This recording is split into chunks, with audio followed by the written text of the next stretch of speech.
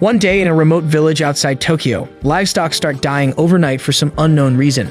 The corpses were all brutally ripped apart with their organs eaten out as if a monster feasted on them like Mexicans eat tacos. The villagers call Inugami, who is a special detective specialized in dealing with the paranormal, to come and investigate the case. Afterwards, we see a bunch of kids walking back home excitedly, talking about the arrival of a cool detective from Tokyo. Among them, there is this kid named Yataro, who is the son of Inugami's client. His friends tell him that he should go to the city with a detective because he is too cool and rich for these stupid mountains. They then ask him if they can visit his house to see the detective, and he tells them that they can come as long as they don't disturb the guest. After that, he turns to the fields and we see a black-haired young boy with a weird necklace working hard in them. His name is Kabane, and Yataro makes fun of him and tells him to keep his nasty face away from the guest because he smells really bad. Meanwhile, we see our detective Inugami worrying about his flat tire on the side of the road. Luckily, Yataro's mom, Mrs. Kusaka, comes by to give him a ride in her pickup truck and says that she will send someone over to take care of his car. On their way to the villa, she tells him that livestock that was up and running yesterday suddenly died overnight with their carcasses rotting away. She says that it doesn't look like the work of a human and everyone in the village is really scared. She then tells him that she hasn't told any of the children yet because she doesn't want them to be afraid of going to school, but if something were to happen to them, she doesn't want any bad rumors going around. With that, she takes him to the villa and serves him some tea while he sees Yataro and his friends peeking from around the corner to look at him. He gets out to wave at them and then walks out to stretch his back and notices the black-haired kid working in the fields. He asks the owner if he is staying home from school to work, and she says that she will fill him in about it later. After that, he hops in the hot spring outside the villa for a bath, and Yataro walks in to wash his back. He starts buttering him up and tells him how he loves Tokyo and would like to go there. After getting bored with his stupid chatter, Inugami asks him about the boy in the fields, and Yataro explains that he is nicknamed Smelly Ass. Inugami asks what that was about, and he says that it must be something he was born with, but his body smells really weird and he looks ugly as well, so they don't let him work around the guests, and no one really likes to go near him either. Inugami thinks that it's interesting and then walks out of the bath. Outside, he meets Mrs. Kusaka and asks her to let the other kid be his attendant. This makes Yataro really jealous of him, and the next day, Smelly Ass is made to take a bath and he goes to serve Inugami his breakfast. After serving the dishes, he tries to leave early, but Inugami stops him and introduces himself as an occult investigator and asks him if he saw anything strange while working in the fields. The kid introduces himself as Kabane and suggests that they talk about it after his meal, as no one in the inn likes to eat with him due to his smell. But Inugami reassures him, saying that it's nothing and that hardworking guys shouldn't worry too much about how they smell. Kabane wonders about Inugami's cleanliness, but then speaks up and says that in his opinion, a monster is behind the dead livestock case, making Inugami curious. Inugami asks him how he knew, as the client hasn't told any children about it, and he reveals that he is the one tasked with disposing of the bodies. He then says he has to take care of them on the night with full moons and that he thinks the monster will come this time as well. Hearing this, Inugami becomes excited and decides to stay there for 5 days until the next full moon. While waiting for that, he helps Kabane with his work and they get along very well. They clean the sewers, hunt down some animals, and even work the fields together. One day, while working in the fields, Inugami notices the weird stone necklace around Kabane's neck. He requests to take a close look at it and asks where he found it. Kabane says that this was the only thing that his parents left him with when he was abandoned. Inugami looks at his sad face and then reveals that it is called a like stone, and it is a very rare and special artifact. He says that there is no way someone would just leave him with such a precious stone, and this means that his parents didn't abandon him and there must be some reason behind it. He then offers him his services as a detective and says that he can help him find his parents if they are still alive, and this makes Kabane somewhat hopeful to meet his real parents one day. 5 days later, Kabane waits for Inugami on the full moon night behind the barn so they can investigate the cause of the dead livestock. But instead of the detective, Yataro walks out first and grabs him by his collar. He feels super jealous about Inugami not choosing him and starts abusing Kabane and tells him that he is just a smelly loser who was abandoned by his parents and his mom had to take care of him, and now he is taking away this opportunity from him. Kabane becomes mad and says that he wasn't abandoned, and this makes Yataro even more mad. He grabs his stone necklace and tells him to not get any funny ideas because his parents left him with some stupid rock, and snatches it away. Kabane becomes angry and punches him right in his snotty face and throws him back on the ground. With tears in his eyes, Yataro says that it hurt really bad, but when he looks up at Kabane, he sees a red-eyed monster walking like a man-eating zombie. He stands up and runs away like a sissy while zombie Kabane grabs the stone and turns back to normal. Sometime later, Inugami arrives on the scene and finds Kabane hiding behind a stack of wood looking all sad. Kabane tells him to stay away as he is the culprit and the monster behind the dead animals incident. Hearing him call himself a monster, Inugami tells him that he would find it strange, but he wants to show him something special. After that, he turns around and takes his pants off, and Kabane immediately calls 911 to report him as a child predator. But before the FBI can raid him with a SWAT team, he tells him to open his eyes and shows him his ass. It turns out Inugami has a fuzzy tail censoring his butt, and Kabane wonders why his fuzzy caliber is on the wrong side. The investigator clears his name by explaining that there are demons in this world, and they are one of them. He tells Kabane that he is a hybrid between a human and a bloodless demon called Ghoul, while he himself is a demonic raccoon dog called Bake Danuki. He then explains that the life stone around his neck is a special stone that helps his kind from keeping their urges to attack humans under control. This means that he is not the culprit, and there is something else out there who is attacking the livestock. Hearing this, Kabane picks his axe up and says that Yataro is outside and he doesn't know anything about these attacks, so they must go and protect him. On the other hand, Yataro is running away like the little snotty brat he is and remembers that when he was 5 years old, he once accidentally killed Kabane by pushing him into the canal. He hit his head, and instead of blood, something white started coming out of his wound. He got scared and ran back home, but to his surprise, Kabane came back home in time for supper. He thought that it was all of his imagination, but today's incident proved that Kabane is a real monster. He tries to run inside the house, but the door is locked, and suddenly he gets attacked by a couple of zombie dogs with chewed-out bellies and red eyes. Inugami arrives just in time to shoot one of the dogs' head off and tells Kabane to cut the other dog's head away to make it stop moving. He explains that they are ghouls and they can't die. But if you cut off their heads, their bodies become unable to move, and you must bury them deep in a narrow hole to make sure they don't regenerate their bodies either. After that, the real ghoul comes out and attacks Inugami, who is holding Yataro. It dodges his bullets and tries to stomp him, but Kabane runs forward and hits it back with his axe. They keep fighting, and the ghoul knocks his axe away from his hand.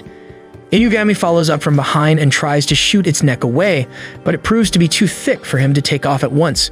Just then, Kabane punches the monster and shoves his arm down its throat and takes his head off with brute force. After that, they bury the monsters down and walk back towards the inn, and Kabane says that he can't live here anymore because Yataro now knows that he is a monster and the incidents would probably get pinned on him. Inugami agrees and says that he has an offer for him. He then points his gun at his head and reveals that in truth he was hired by his aunt to kill him. She knew about his real identity from her older sister, his mother, and kept it a secret till this day. But once these animal corpses incidents started happening, she got scared and hired him to take care of the monster in her house. He says that while the real culprit was someone else, with Yataro in this condition, she wouldn't believe him even if he told her the truth, and so he must do his job.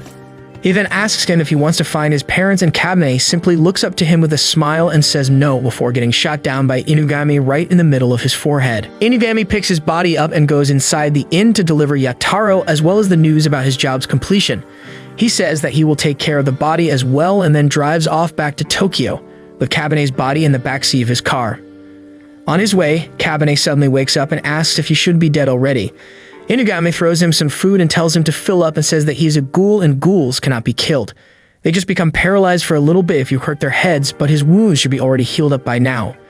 With that, they go to Tokyo and Inugami takes him to his Inugami Detective Agency's office. He says that to the villagers he is already dead now, so he shouldn't worry about them, and now he can work here with him until he finds out where his real parents are. Note this down in the comments section as free child labor acquisition technique number 420. He sprays in with a perfume and gives him the bottle as well before saying that it is a special perfume that demons use to hide their natural musk. He then tells him to change into a pair of edgy clothes and goes out, and just then 2 kids walk in while fighting over who gets to eat the first slice of pizza, and they wonder who this ugly country boy is wearing their clothes standing in the middle of their office. Inugami introduces him to the 2 kids, Shiki and Akira, and reveals that Shiki is also a human-demon hybrid like Kabane. He further explains that usually demons keep their existence hidden from humans in a way to keep their identities safe. But sometimes some demons step out of line, and that's when they step in to make things right. Right from the start, Shiki decides to be a douchebag towards Kabane and asks how old he is. Kabane says that he is 13, and Shiki tells him to keep that in mind because he is 14 and older than him. Then he tells him to sleep outside on the sofa and walks back to his room. On the other hand, Kabane stares at Akira for some time and he asks if he needs anything. Kabane says that he was wondering how beautiful of a girl she was, and this makes Akira mad, and he runs back to his room saying that he is a boy. Later on, Shiki sits down with Kabane and eats his pizza. He says that he isn't that big of a villain, that he won't share his food, and tells him to eat up. Kabane says that he has never had pizza before in his life, and this makes Shiki so surprised that he drops his rude act for a bit and tells him to live a little. After that, they all go back to their bed, and Shiki wonders why Inugami brought Kabane there. Akira says that it must be because he has nowhere else to go, and perhaps he was abandoned, or it could be that he is really strong. Shiki decides to find out and lays a sticky silk wire trap on Kabane's way to the bathroom. Kabane falls down, and Shiki asks him if he was abandoned and tries to provoke him, but Kabane says that he wasn't abandoned and pulls his foot out of the silk, injuring his ankle. But to Shiki's surprise, there's no blood, and the wound immediately heals up with a purple flame. The next day, the agency gets a special request from the police headquarters to go deal with a demon-related incident. Inugami and the others get in the car and arrive at the location of the incident. It turns out that in an old-looking house, a mother and child are lying unconscious inside a room covered by millions of small bugs. The police have sealed the room shut and have already lost one of their men who tried to go inside and got covered in bugs immediately and fell unconscious as well. Inugami walks in with his force of child laborers and takes a peek inside the room. He explains that these bugs are called 3 corpse bugs. Usually, they just nibble on some dead skin when you sleep and are pretty harmless, but they do have their favorite dishes. He says that they are surrounding something in the center of the room, and that object must be the source of all of this, and so they must remove that from there. He says that he can turn his whole body into iron and walk in safely, but that would take some time, and considering it has already been 30 minutes since all of this started, he would like for it to end soon, or else the mother and the child won't make it out alive. Shiki says that he can use his string to lay a trap and pull the object from inside like Spider-Man. Inugami lets him have his shot at it. Shiki pulls the door open a little bit and starts putting a web inside, but to everyone's surprise, the bugs start eating his silk and his whole existence becomes useless. Akira is too scared from the bugs and is already too big of a sissy to do anything about it. Inugami thinks that there is no other choice for them to wait for him to turn fully into iron and then walk in himself, but Kabane says that he can do it if they want and walks in. The bugs immediately cover him from head to toe when he keeps walking like a Giga Chad, and Inugami explains that being a human-ghoul hybrid, he doesn't have blood in his body. The bugs paralyze their target by injecting anesthesia in their bloodstream, and they can't eat through him because he can regenerate his body. Besides that, at one point he must have had emotions and feelings like other people, but his aunt made sure to treat him poorer than Harry Potter, so now he has grown up to be really selfless and emotionally dumb. He does what needs to be done, and that makes him really strong, but at the same time it's really sad. Kabane keeps walking forward and eventually picks up the object in the center, which turns out to be a pair of red shoes. As soon as he does, the bugs go away, and Inugami lets the paramedics rush in and save the family. Later that evening, he explains that the favorite dish of those bugs is guilt, and from the looks of it, these shoes must be stolen. Just then, the elder son of the family walks up to them and thanks them with tears in his eyes. He says that they are a poor family run by a single mother, so if they don't need to move houses, they would prefer to stay unless the reason for the bugs' attack was something in the house. Inugami says that the shoes were the reason, and as long as they stay away from doing bad things, they should be fine. The brother starts crying and explains that their mother thinks last about herself, and she's been wearing these rundown pairs of shoes for decades. One day, his younger brother brought these shoes to give her, and being the older brother himself, he knew that he had stolen them, so he scolded him for doing the wrong thing. The younger brother must have felt really guilty, and that's when the bugs started swarming them. Their mother hates bugs, but she instantly jumped and hugged the younger kid, and that's how it all happened. He thanks everyone and goes away, and they all decide to go back home. Before getting in the car, Kabane asks Inugami if he can meet his parents if he works for him, and Inugami starts smiling. He says that as a detective it is his job and he will take his fee out of his pay, and they all go back home. Later that night, Shiki sits down with Kabane and tells him about his backstory. He says that he is the son of a human father and a spider demon mother, and they got separated when he was really young. Kabane asks if she is still alive, and he says that he doesn't know, and usually a parent would try to find their children, but he's still here, and it's been a lot of years. Kabane says that it's no reason to lose hope, and it could be that they are still trying to find them, and it's a big, big world, and at first he had lost hope as well, but Inugami helped reignite his flames, and now he's not going to lose them. Hearing this, Shiki gets up and walks back to his room and tells Kabane to come with him, and that he will show him his room as well. On the other hand, Inugami enjoys some Meg coffee and calls the police superintendent Inari and tells her that he finished the job she hired him for successfully. He then tells her about finding a human-demon hybrid kid with the Life Stone. She becomes interested and asks if he is dangerous, and he says that he is, but at the same time, he might be the star of hope that they are looking for. The next day, Inugami asks Shiki and Akira to go take Kabane to meet Inari. Kabane asks who she was, and he explains that she is a fox demon who holds a high position in the police, and as a detective, they often have to ask for favors from them. Before they leave, Inugami gives him a special charm and tells him to keep it on himself just in case. After that, they all head out to the police station to meet Inari. Turns out she's a hot vixen who likes to use her charm to turn everyone in the police department into her simp, and that's how she has climbed up the ranks. Kabane and the others get inside the building and ask the receptionist that they want to see the superintendent, and they should have a meeting booked with her. The old fart tries to shoo them off, but then a young girl walks in and introduces herself as one of Inari's personal guards, Khan. She says that Inari is waiting for the kid named Kabane and only takes him back with her. They leave the salty Shiki and Akira behind and go inside this small meeting room where Inari is waiting for them. She tells Kabane to take a seat across from her and introduces herself. She then says that Inugami told her everything about him and his lifestone and asks if she can take a closer look at it. Kabane, being the bird brain he is, says sure and hands over the lifestone to her, and she explains that it is a rare stone that controls their urges and says that she and Inugami's kind has never gotten along, but for the sake of demons' peaceful coexistence, they have decided to play nice with each other. Her kind needs to feed off of different emotions and feelings that humans release, but with the help of this stone, they won't need to be bound by that desire, and says that she will now go and see how to mass produce it.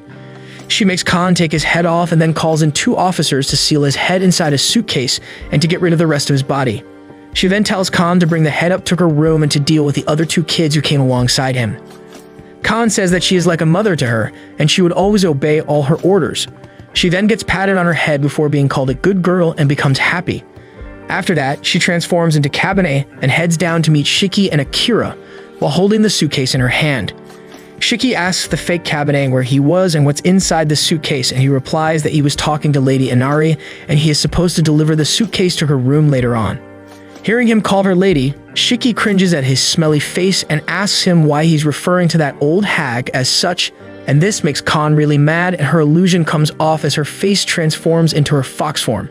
She then undoes her transformation and jumps up the railing. She launches a big fireball at them from her tail and then shoots a few more like a machine gun. Shiki and Akira run around and hide behind some furniture and ask her what she was doing and if she wanted to set the whole place on fire with all these normal humans inside. She says that it doesn't matter, and as soon as a person enters this building, they get under Inari's Jinjutsu and stop feeling or thinking anything. They just do their jobs as they should. She then starts attacking them again, and Shiki forms a barrier between them by pulling in different furniture using his silk. He then pulls the string that he attached to her suitcase in secret and snatches it away as well. They open it up and get spooked by Kabane's ugly head and run away from there to get out of Khan's sight. On the other hand, Khan starts panicking at the thought of not fulfilling Inari's orders and goes berserk. Meanwhile, Kabane tells Shiki to throw him at Khan, and he will deal with her. And they do the combo move. Throwing Kabane's stinky head jutsu, Kabane's head smashes into Khan and he bites her in her collarbone, making her lose blood and faint on the ground. The fire around them also dies down, and it turns out it was all an illusion and the people inside were put to sleep. After that, he regenerates his body and lets Akira see his Excalibur, and Shiki tells him to cover up with his jacket. After that, they all walk out and meet up with Inugami, who is waiting for them with his car outside. Inugami says that it went just as he had planned and gives Inari a call. On the other hand, Inari is heading out to research the Lifestone so she can mass produce it, but suddenly it transforms into a raccoon dog doll and her phone starts ringing. She picks it up and Inugami calls her out for attacking his child laborers. He says that she must be getting old to not be able to see through his shape-shifting technique, and tells her that the Lifestone belongs to Kabane, and if she tries to take it away again, she will have to deal with him. Besides that, now she owes him a favor for causing all this trouble and cuts the call.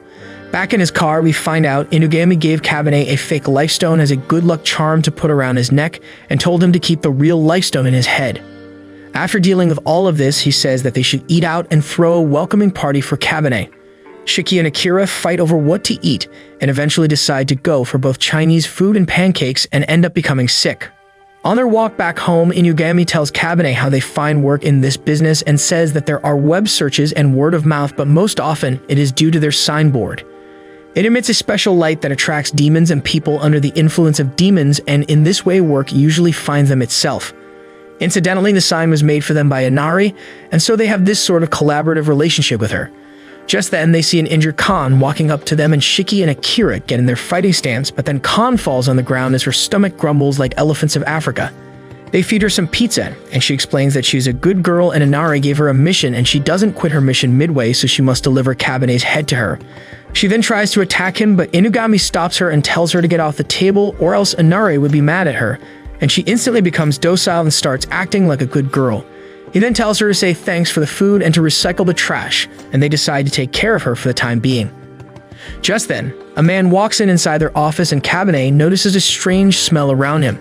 Shiki explains that it's a human influenced by a demon and it means that they have a new job. The man sits down in their half-bar, half-office and has a drink served by Inugami. He complains about this girl named Mao that he has fallen in love with. She works in the red light district and he wants to confess his feelings to her, but whenever he waits for her outside, he can't see her leaving the building and never gets the chance to talk to her. While hearing about his love problems, Kabane wonders why half of their office is set up as a bar, and Shiki explains that long ago, Inugami used to work with a partner who wanted to have a bar set up in the office, but now they ain't together, and it's best not to ask him about it anymore as it's a sensitive topic for him. Meanwhile, Akira picks up on the conversation and starts saying how love is an amazing thing.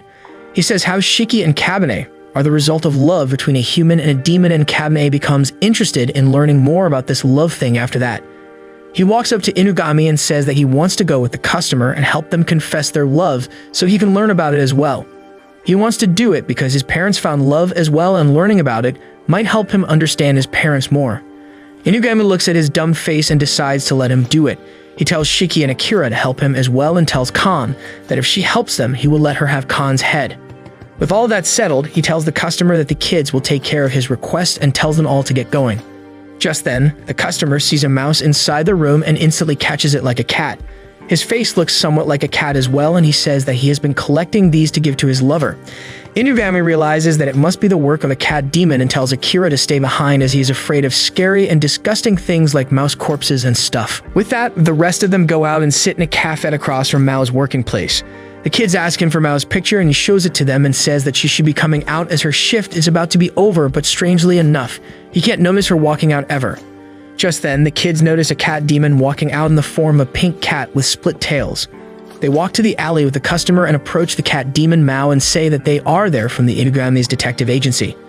Hearing his name, Mao says that she recognizes the name and asks what they wanted from an innocent cat like her. They say that their customer, Yoruno, has fallen in love with her and wants to confess his feelings. Mao transforms into her human form and shocks Yoruno and then says that she was going to add him to his collection so he could bring her mouses as well, but it looks like her seduction hasn't kicked in fully yet. She then reveals 3 other humans with mice in their mouth who have almost completely transformed into cats. She says that there is no love and it's all due to her powers, but just then, Khan jumps down from above like the fox she is and grabs Mao in her hands. She takes her to Yoruno and tells him to go ahead with his confession.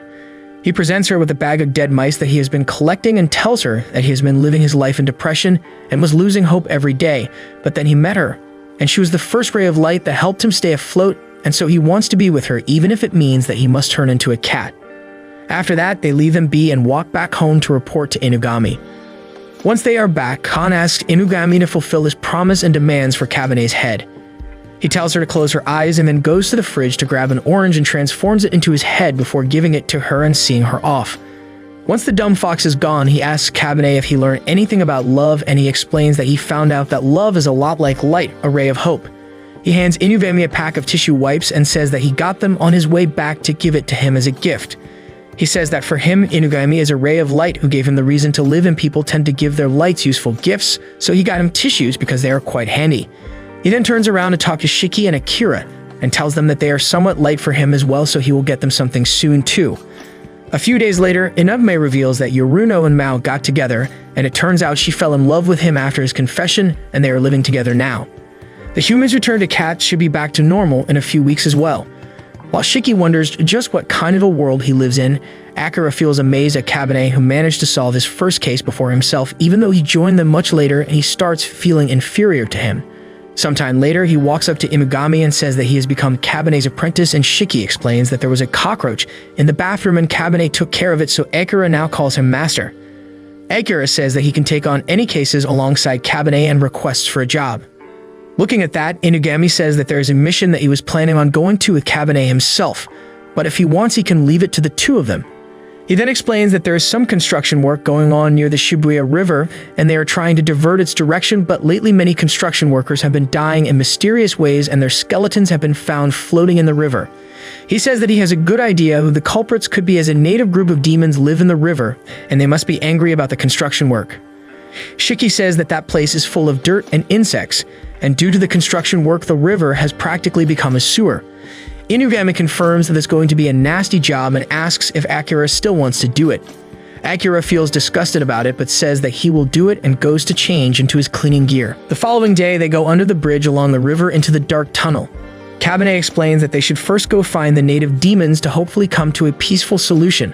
While walking through, a massive leech falls on top of Akira, and he starts screaming, but Kabane shuts his mouth up with his hand and tells him to stay quiet or else they will alert everyone of their presence.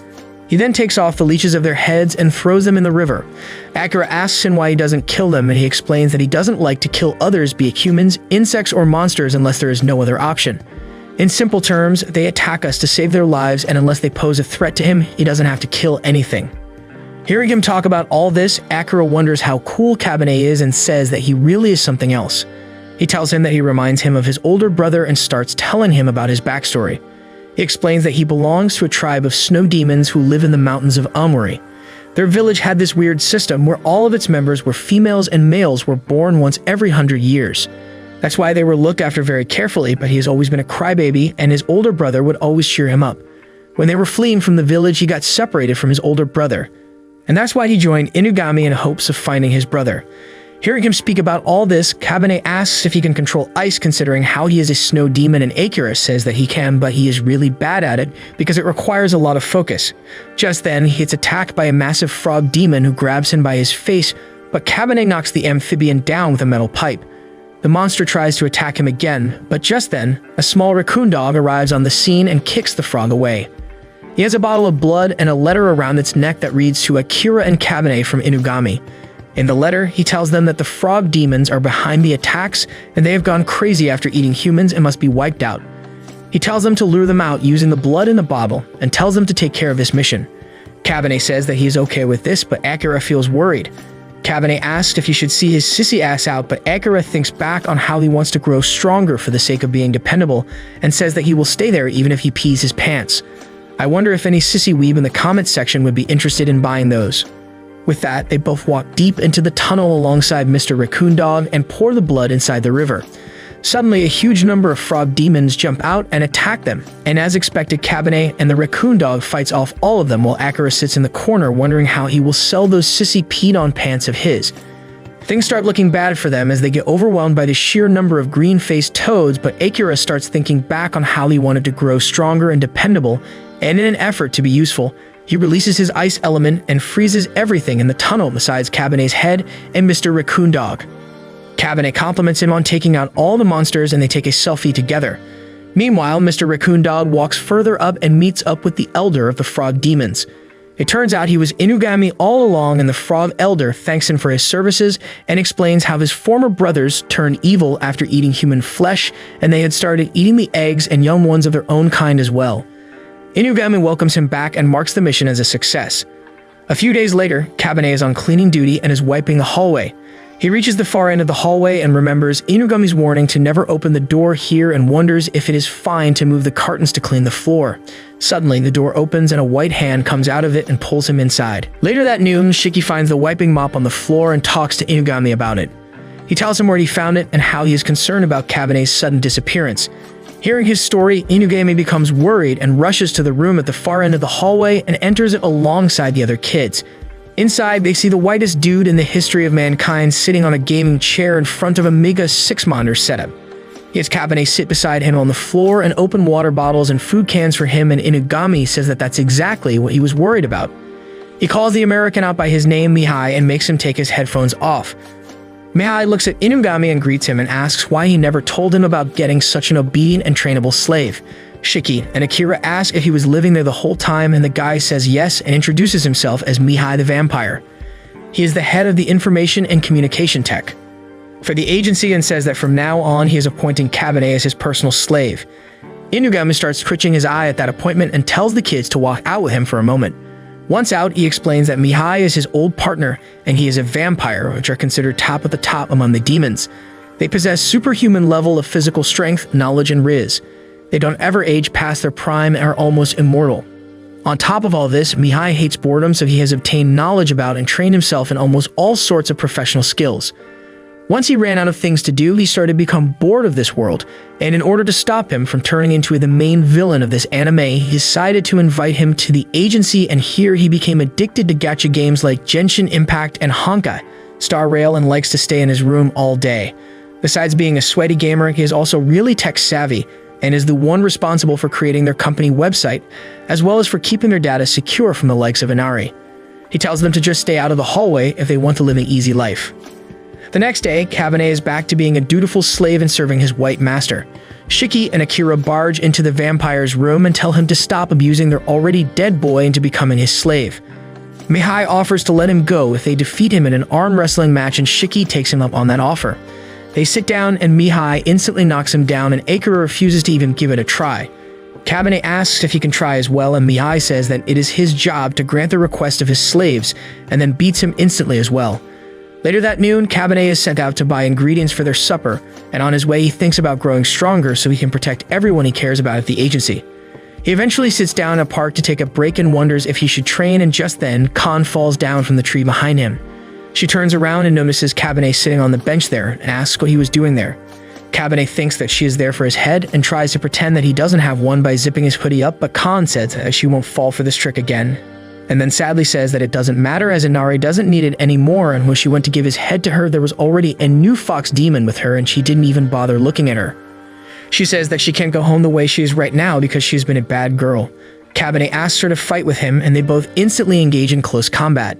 They both match each other initially, but then Khan gets on top of Kabane and starts beating the living brains out of his smelly face, but then he hits her back with a headbutt and sends her flying back on the ground with a bloody nose. She starts crying and says that no wonder Inari abandoned her because she is so weak.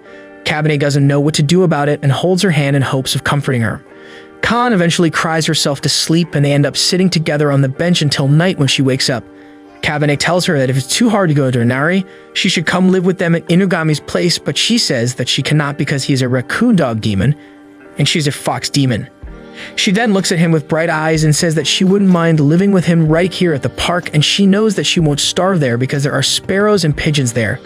He says that he has to go buy and bring ingredients for supper back home, and she asks him if it's his mission. He says that it's like a chore and says that he will be back for her once he's done with it, and it shouldn't take too long, and they make a promise. She says that she will be waiting for him and lets go of his hand. On the other hand, Inugami becomes surprised to see Mihai out of his room, and he says that he hurt his hand while arm wrestling with Kabane and it will take a week for it to heal, so he will be enjoying his time by playing with his slaves. He then tricks and locks Inugami inside his room with a bomb keypad attached to it, which will blow up if he messes with it. When the kids arrive, he tells them that Inugami is busy with a separate job and wants them to take care of this special job that he has found for them. Shiki becomes excited and says that he wants to try his new skill and reveals it by heating the place up and making himself sweat a lot, and it turns him invisible because Spider Silk and Anime plot. With that, they get to the details of their mission, and Mihai explains that their target is a company called Bugbite Electronics. 3 years ago, they had 16 employees try to isekai themselves in one of their plants, but the year right after, those numbers went down to 0 and the company became profitable once again. Their mission is to go inside and find out how they managed to do it, and for that, they split up into 2 teams. Team A would consist of Kabane and Akira, who will wait for Team B, Shiki, and Mihai in the form of his high-tech remote control car called Mihai Magnum to open up the doors from inside. Once inside, Shiki notices light coming out of one of the rooms, and after taking a sneak peek inside, he sees a bunch of people working in a row while looking like depressed zombies. Suddenly, one of the men runs out of the room while crying that he quits, but then he is confronted by manager Rika. She takes him to the employee counseling office and tells him to relax while Shiki follows them from behind. Once inside, a mosquito demon puts her straw inside the man's ear and drinks up his brains from inside.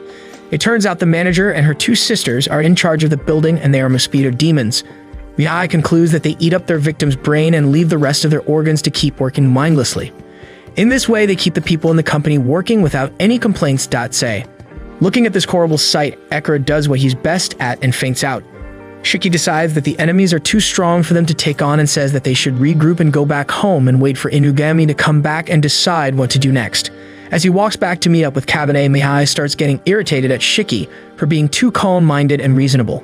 He decides to mess things up purposefully and starts running Mihai Magnum into the wall like a Chinese woman. The sisters hear the noise and walk out to see what was up. Erika finds the toy car on the ground and takes it for herself and looks around just in case.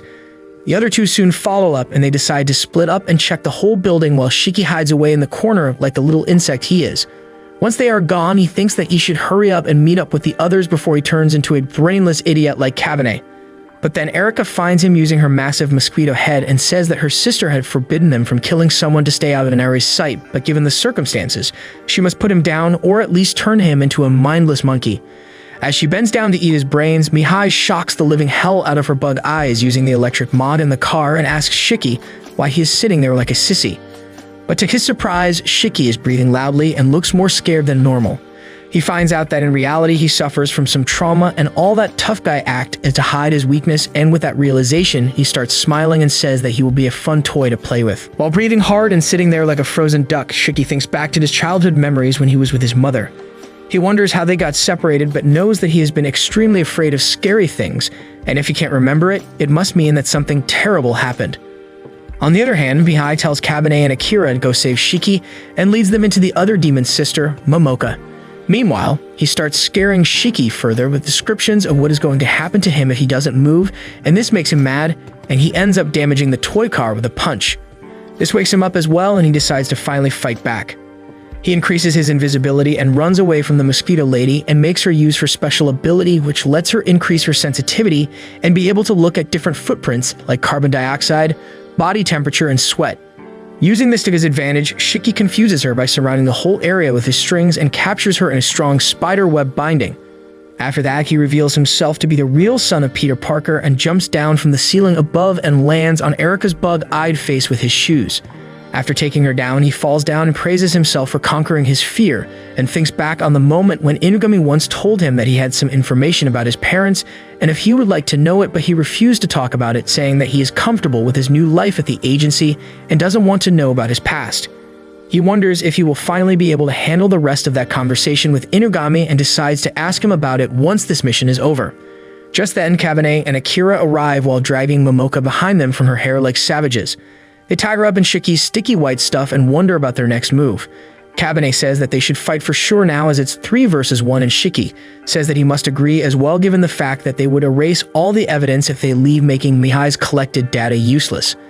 While they are discussing all this, the eldest of the Bug's sisters, Rika, walks in from the other side of the hallway. She calls her sisters useless for losing against 2 tiny farts in a toy car because even she knows Akira is useless and doesn't count him. She walks up and asks if they would forget everything and go away without chasing after this incident even further, but Kabane says that it's out of the option due to how many people they have harmed and it's their job to stop them. Rika says that it means the negotiations have broken down, so she must take care of this herself and wonders whose brain to suck first.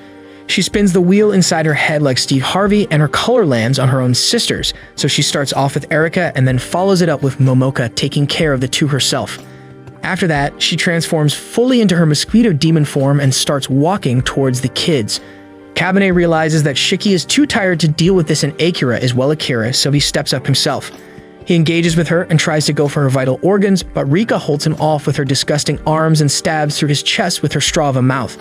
Shiki musters up enough strength to run forward but gets put down immediately with a hard slap, and Akira takes offense to it and wonders how he can dare go down before himself. He uses Splash like a Magikarp, and it does nothing, so Rika puts him to sleep as well with a slap from one of her hairy legs. With both his friends out, Kabane wonders what to do and remembers how he wanted to grow stronger. He knows that he can't defeat the bug lady with his current strength, but tries to force his body despite it, and ends up breaking his own bones. Just then, Mihai decides to kick in with some advice no jutsu, and tells him that the reason he failed to overpower him during the arm wrestling match, as well as why he can't defeat the disgusting bug in front of him, is because he is suppressing his demonic power and using his human power. If he truly wants to save his friends, he should give in to his instincts and let the demon out and use his own power to destroy the enemy standing in front of him. With this, Kabane looks back and wonders what he wants to do right now deep down in his heart, and the answer comes out that he wants to rip the disgusting arms out of this bug lady and save his friends, and he starts screaming like Goku. Suddenly, he skips past all the Super Saiyan levels and jumps straight to Super Saiyan God and rips her arms off. Rika falls back and he asks her if she needs a hand while holding her arms, and then looks at his own power and realizes that he is actually OP. While wondering if he could rule this world like the main character in an isekai anime, he walks up to Rika to finish her off, but then Inugami comes out of his room and talks to him using Mihai Magnum. He compliments him on his good job and tells him to come back now and that they will give the info to Inari and let her handle the rest of it. Kabeni says ok, and just then the new young fox demon child whom Inari appointed after Khan walks in and says that he will take care of the rest. He introduces himself as Nobumaru and walks up to Rika and plants a few fire seeds in her body. He then snaps his fingers and sets her on fire before walking up to the other sisters and doing the same to them as well, leaving nothing but their ashes behind. He then talks to Kabene about his views on if killing them was alright and then tells him to go take his spider friend back home as he looks beat up and dehydrated as well. Before he leaves, he tells Kabene another secret and says that Inari hasn't given up on his life stone and he has been tailing him for quite some time on her orders. Making Inugami mad would be bad for them, so they won't use force to take the stone away from him, but if he were to give it to her willingly, Inugami won't interfere, and that's what Inari is hoping for. He then tells him to be careful as they are cunning demons after all. Kabene says that he will be careful and asks him why he told him all this, and Nobumaru reveals that in reality he really hates Inari, so that's why. After that, they all leave the company building and walk back home, and Akira becomes mad at Mihai for lying to them about the difficulty of this mission. Mihai speaks up in his defense and says that they should be thanking him because they would never grow up under Inugami, who gives them easy missions and protects them from the shadows. Inugami tells him that it's true that the boys have grown far more than he had thought, but if he tries anything like that again, he would send him back to Romania packed in ice to talk to Andrew Tate until he dies. After that, they all go to sleep, and Mihai says that unless he wants to kill him himself, he would have to come up with ways to entertain him, and he has taken a liking to the boys and might impart some of his wisdom to them again sometime. Later that night, Kabene checks up on Shiki and Akira's heartbeat and feels relieved to see that they are alive. The next morning, he tails Shiki like his mom with a thoughtful expression on his face. He seems to be forgetting about something, and when Akira asks, he suddenly remembers about his promise to Khan and runs out of the house to see her. He goes to the park and calls out to her, and she falls down from the tree like the apple she is. She asks him what took so long as he was going to come back after dropping off ingredients at home. He says that a sudden mission came up and he had to go, and then things kept coming up one after another, and he kind of forgot about her. This makes her really sad, and just then 2 fishes fall down from the tree as well, and she reveals that she caught them for them to eat, but they have now gone bad because he didn't come. He feels sad for her and tries to comfort her while Nobumaru watches over them from a distance and whispers that Kabene should be more careful. On the other hand, Shiki approaches Inugami and says that he wants to talk about his parents with him, and that now he is ready to hear the truth. The next morning, they all go to Shiki's hometown to meet his uncle, Akio. Shiki says that before separating from his mother, he used to live here, and after that, he moved in with his uncle in Tokyo. Once in the city, Inugami goes to book rooms for them at an inn, and the kids walk inside a souvenir shop to buy some stuff. There, Kabene comes across an old folklore storybook, which tells about the legend of Nishikigumo. He takes interest in it, and Shiki says that it is a popular folklore in this area. They all give it a read and find out that once upon a time, there lived a boy named Shige. One day after returning home from his work, he saw a big spider going through his food pile. Looking at that, Shige decided to do what a sane man would do and walk out of the house, which was now owned by the spider. Or at least that's what he should have done, but instead the kind-hearted and dumb-minded Shige shared his food with the spider and told it to make itself at home. The next day when he woke up, he saw his run-down shack fill up with golden spider web. From that day on, he sold the golden silk and became rich and lived happily ever after. Shiki says that there are stories like that everywhere and then notices a pink-haired kid staring at him from the shop's door. Just then, Inugami walks in with Akio and says that he ran into him earlier than expected, and they all decide to walk into the woods by a river to sit down and talk to each other. While walking through, Shiki hears a familiar voice calling his name but thinks that he must be hearing things. They all sit down, and Akio introduces himself as a scholar who researches folklore and finds the truth hidden within them. Shiki reveals that despite being fully human, Akio knows about the existence of demons, but he doesn't interact too much with them, so as to not cause any trouble for anyone. Akio starts teasing Shiki, but he says that they are there to hear about his mother, and he explains by telling a story. He reveals that it happened a long time ago when they were still young, and he used to tag along with his elder brother, Shiki's father. At the time, they were researching the legend of the golden webbing and were traveling across the forest to find clues. That's when they ran into Shiki's mother, Kume, who was a spider demon. After that, he tells Shiki that there are some things that he has kept hidden from him until now, but now it's the right time for him to know. Inugami takes the other kids away and lets Shiki have a heart-to-heart with his uncle. Sometime later, Shiki walks out and meets up with them and reveals that they are both dead. His father died before he was born, while his mother got sick and passed away when he was 5 years old. He adds that the reason he might not be able to remember all that is because he was really traumatized after seeing her dead body as a child. He tries to act tough and keeps a hard smiling face in front of them, but Kabane catches on to it and calls him out. Inugami asks him about Akio and goes out to check on him, while the kids get inside a hot public bath and enjoy themselves. While they are wondering about ways to cheer Shiki up, Nobumaru walks in with his Excalibur at full display and complains that they should have told him before going out of the city and that it took him quite some time to reach them. With that, he reveals his fox ears and tails and surprises Shiki and Akira, who didn't know him before, and he then tells them that they look sad, so they should go out and explore the area and see fireflies at the waterfront. After that, they all go out in the woods and check out the fireflies, and Kabane thanks Nobumaru for the suggestion.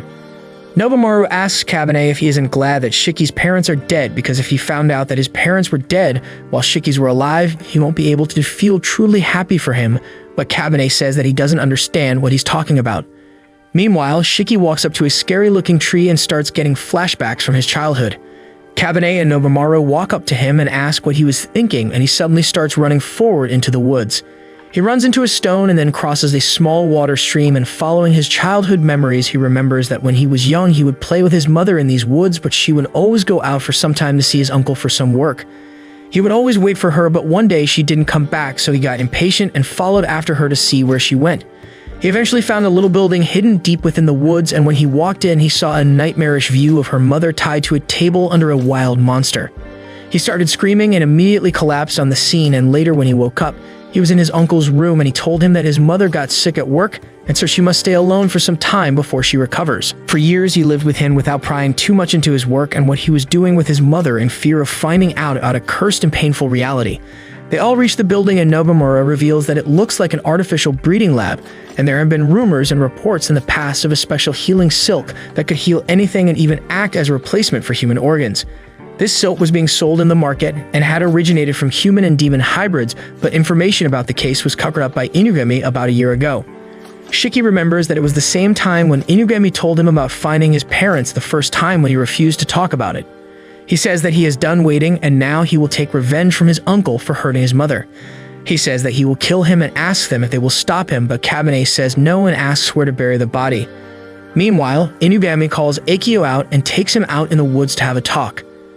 He reveals that he knows everything about his research, and that he was the one who has been keeping his work from being published all these years.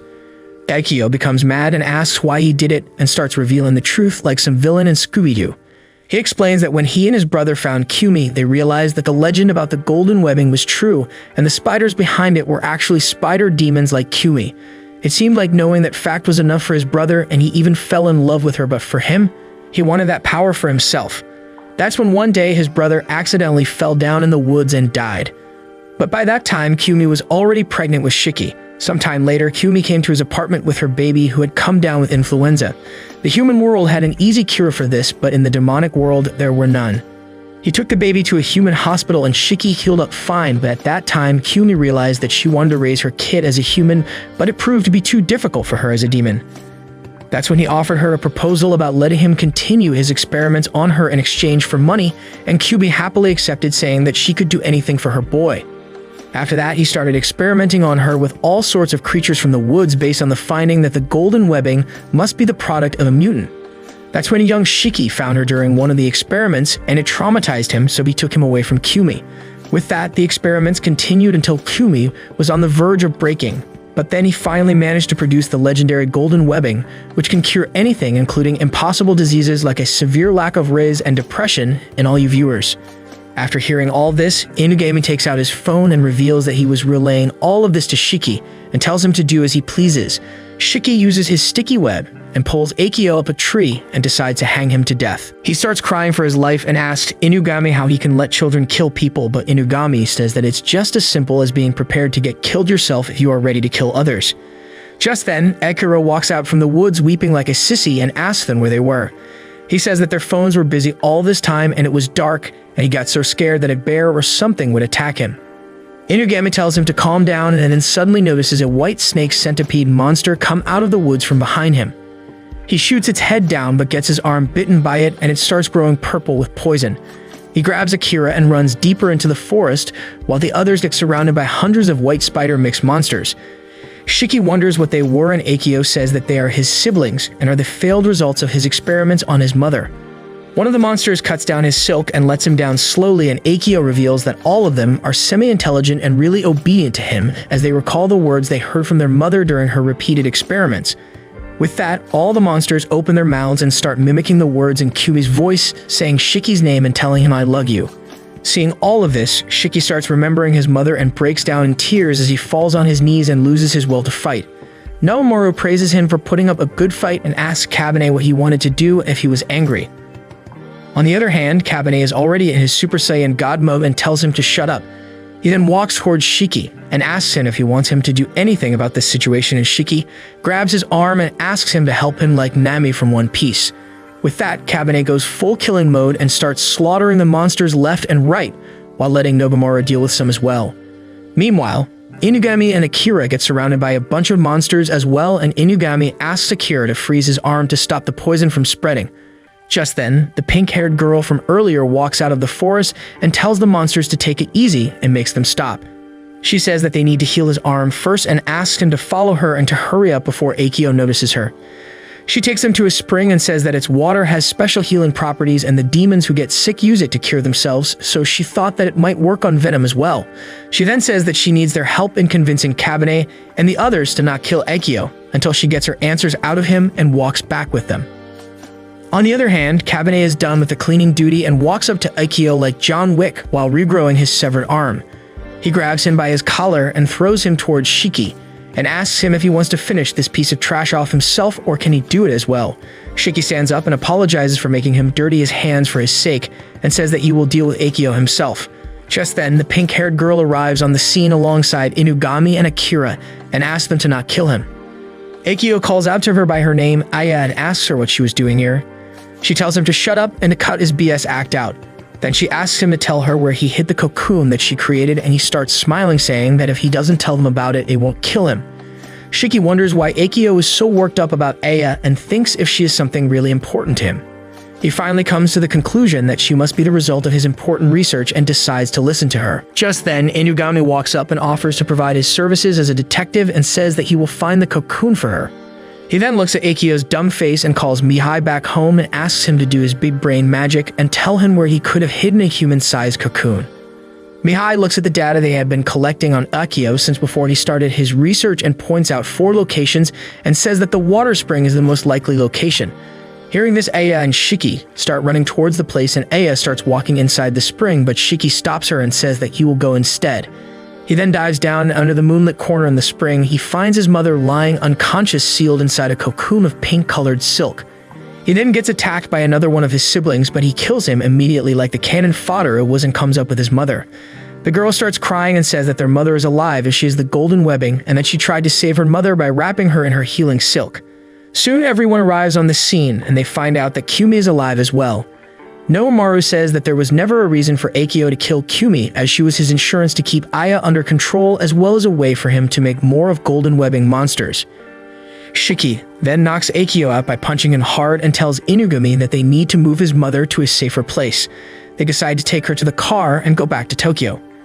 Kabane asks Shiki about what he wants to do with Akio, and he says that he will burn down all of his work, and having lived with him for years, he knows that not being able to publish his work and be recognized by anyone would be worse than dying for him. With that, they all go back to Tokyo, while Nobomaru decides to burn Akio up because karma is a Back in Tokyo, Inugami takes them to a special clinic run by someone he knows, and they knock at the door in the middle of the night. He says that it's demon business, and a short old granny opens up the door and lets them inside. Inugami calls her Granny Ohana and asks her to treat Kyumi. Inugami reveals that Granny Ohana is full human, and she is an animal doctor, and over the course of her life, she has saved many animal demons as well, and that's why she knows of their existence. To her, all life is worth saving, and so she doesn't discriminate.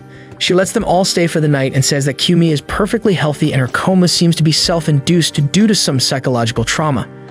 She says that she will heal her up in no time with some medicine and tells them to not worry. Everyone goes to sleep while Shiki remains by Kumi's side and talks to Aya as well, who's wondering if she should even go in because in essence, she is similar to all those monsters that they killed in the forest. Shiki notices her standing outside the door and asks her to come in and says that she should hold her hand because she is her mom as well. She asks him why he isn't killing her like the other monsters, and he says that it's because their mom is alive due to her, and she's the one who took care of her all these years. Hearing this, Aya starts crying and asks if it's up for her to call her mom as well and him her big brother. Soon, Kumi wakes up as well and she hugs both of her children and calls them by their names. After she wakes up, Shiki decides to stay behind until his mom is fully recovered. He also says that he now has a family and will have to think about his life because they for sure can't live on his measly income. Just like that, a whole week passes by making Kabane and Akira missing a lot. One day, Inugami says that he has a mission for the two of them. Just then, Shiki walks in and says that no one talked about him leaving the agency and he won't quit until he fulfills his promise to Kabane about finding his parents. Suddenly, Aya walks in as well and Shiki says that their mom went out today so she left Aya in his care. She starts walking around the office and meets up with Inugami and says that she has a report of her own to make as well. She says that she has decided to work with Granny at the clinic where she would provide her medical services to demons, so she wants him to write up a good contract for her to set up her business.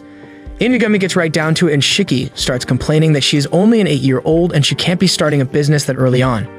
He asks Kabane to talk her out of it, but she tells him that she wouldn't have to do it if her brother earned more, and Kabane also says that if she has the right power to do it, then there is no point in stopping her from doing it.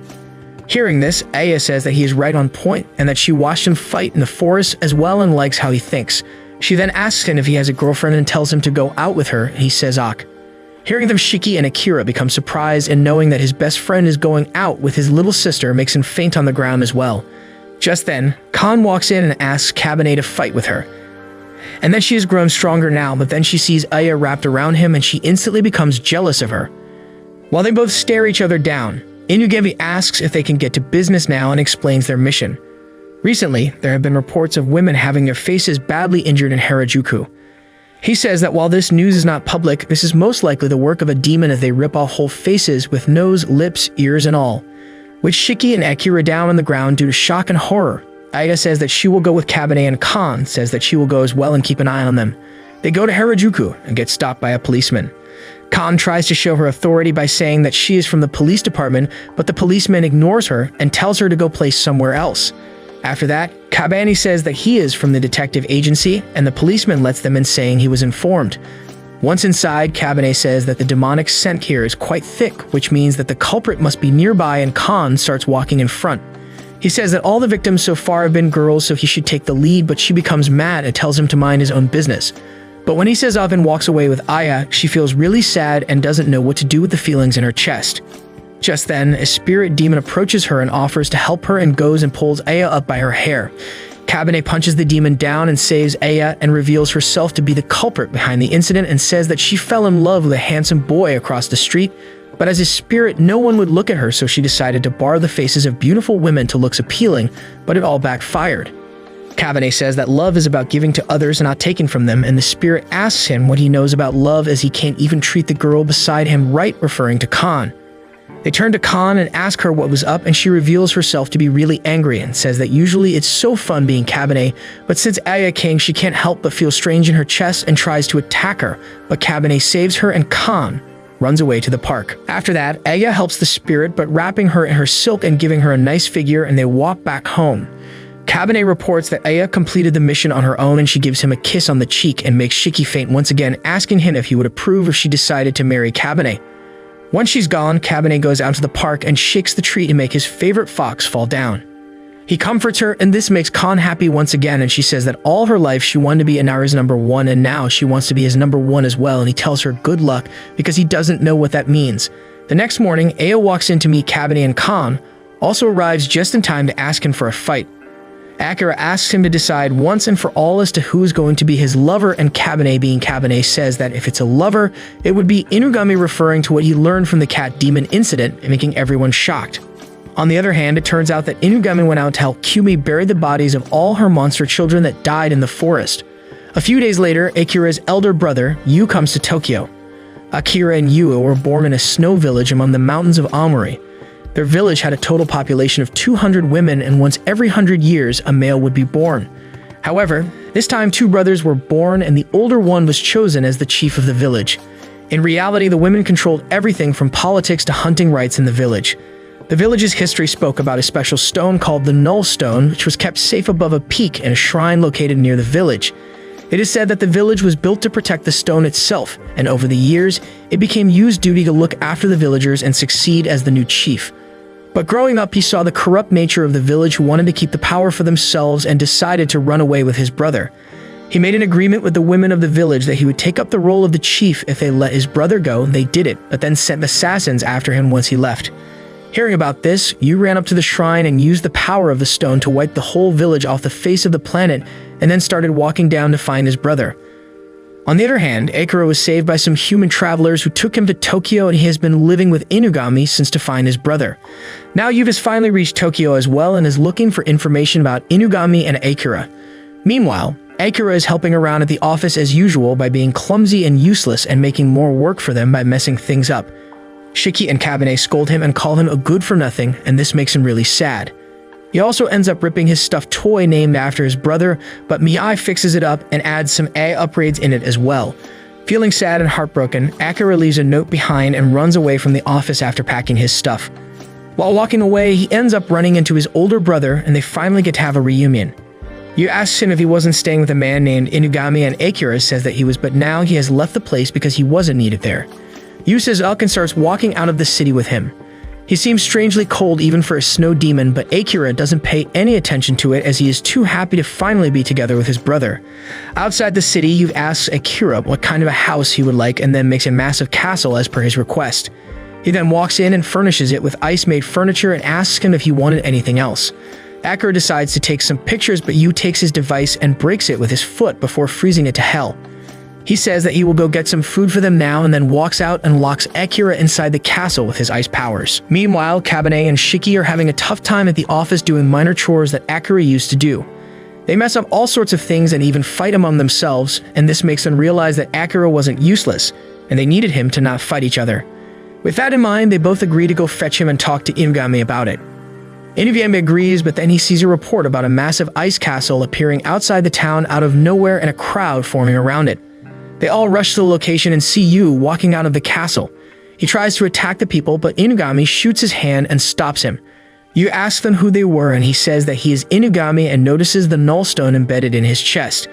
It is said to be the opposite of the Like Stone, where it feeds on the user's life force and grants them immense power to destroy everything. He asks him what a demon from the Snow Village is doing here, and Yu says that he doesn't have to answer any of his questions, but because he is the person who took care of his younger brother, he will say thanks. Shiki confirms if he is Akira's brother and asks where he is, and Yu asks them who they were to him. They say that they are his friends, and so he decides to freeze them up and takes them inside to act as decoration for the castle. Meanwhile, Akira finds out that his stuffed toy has a built-in projector and internet connection and uses it to update his Instagram profile. After defeating Inugami and the others, Yu creates a bath and bed for Akira and calls him downstairs to check it out. Akira comes down happily but then falls on his knees as he sees the dead cold statues of his friends and asks his brother why he did all that. His brother asks him if he was feeling well and goes out to get some mint from him.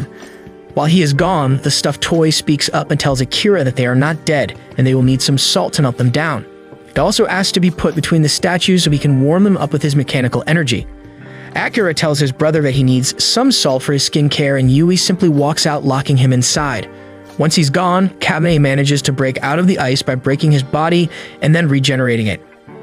He says that he will go and fight Yu and asks Akira to come back to the office and apologies for calling him a good-for-nothing, but Akira knows that his brother is too strong and he doesn't want any of them to get hurt, so he puts up an act in front of Kabane and his brother, who soon come back with some salt. He says that he is done with the agency and tells his brother to leave these people behind as he is bored of them and wants to go live near a beach. Once they are gone, the stuffed toy speaks up and tells Kabane about the real plan of melting Inugami and Shiki out using the salt. Kabane starts working on it, and suddenly Inari walks in from the front door. She asks Kabane if he is feeling like giving her his life stone, and says that the Null Stone is related to his parents as well. Suddenly, the stuffed toy starts speaking in Inugami's voice, and it explains that it is using his brain waves and body heart to convey this message, and tells Kabane to go after Akira and Yui. He says that Inari won't hurt them just yet, so he doesn't have to worry about it, and tells him to hurry up. With that, Kabane starts running deeper into the forest to find the Snow Demon brothers. Meanwhile, Nobamaru ambushes Yu. Yu traps Akira inside an ice cage and starts fighting Nobamaru like an icebender. Nobamaru goes full Firefox mode and uses his special technique, copyrighted Shadow Clone's jutsu, but Yui easily gets through all of them and keeps him away from himself. With fire and ice clashing, mist starts forming up in the area and Yu becomes distracted for a moment after hearing Akira's voice. Nobamaru uses this chance and tries to snatch the Nullstone out of his chest, but as soon as he touches it, his life force starts being sucked and his hand becomes injured. He becomes mad at Inari for using him as bait to test the Nullstone's effects and curses her, but then decides to calm down and thinks of his options to take him alive. Just then, Yu attacks him with some ice spears and manages to almost get him, but Kabane arrives just in time to kick him out of the attack's range. He decides to team up with him, and they start thinking of a plan to knock Yu out. Nobamaru says that it would be impossible for them to get close to him without getting frozen, but there might just be a way for Kabane to make it possible. He then sets him up on fire, and Kabane uses it as armor to fight against Yu's cold ice powers. The fight continues for quite some time until Kabane turns into burning bones, but the overuse of Nullstone's power sucks out almost all of Yu's life force, and he starts crumbling down. Akira manages to escape his prison as well and tries to pull the stone out of his brother. When he touches it, all the dark memories about his brother's browser history rushes into his brain and he starts crying, but then Kabane walks up and says that he will help too and spits out the life stone on the Nullstone. And they both end up combining and becoming one piece. And that's what you need to become the Pirate King. With the power of the Nullstone gone, the castle crumbles and Inugami and Shiki also return to normal. Inari tries to get the stone for herself by using Cunning Talk no Jutsu, but Inugami arrives just in time to call her BS out and gets the stone back to Kabane and Yui. After that, they all go to Ohana's clinic and Aya treats their injuries and they all have a heart-to-heart with Yu and Akira. Yu feels responsible for all the lives he has taken and harmed and decides to shoulder this burden all alone, but Akira grows some balls for once in his life and slaps Yu across his face and tells him to stop being an edgelord and to rely on his friends like normal people. With that settled, Kabane asks him if he knows anything about these stones because they might be a way to find his parents, and Yui asks him if he knows about the demon incident, Kimono Jin. Inugami explains that Kimono Jihin is the name of a war between demons and humans that happened 1,000 years ago, and to make sure that it never happens again, the top-tier demons of that time put their powers in these objects and passed them down to their descendants to keep them under control. This means that Kabane's parents could have been the chiefs of a powerful demon clan, and with that knowledge, they can search across the land to see where they were from. With all that decided, Akira says that he will go travel with his brother and take a temporary leave from the agency, while Inugami tells Kabane that they now have a lead on his parents, so they will be traveling as well to find more clues about them. Shiki stays behind with his mother and sister, and says that he will take care of the office while they are gone and wishes Kabane good luck. On the other hand, Inari decides to use Khan against Kabane and gives her a mission to win over Kabane's heart and to get the Life and Null Stone from him. Before they leave, Kabane asks if he can stop by at the park to meet Khan, and Khan immediately walks out from behind the building and says that she would be going with them as well and becomes excited. Inugami looks at her and says despite knowing that Inari sent her with something evil cooking in her mind. And that's how Season 1 of Kimono Jihin comes to an end.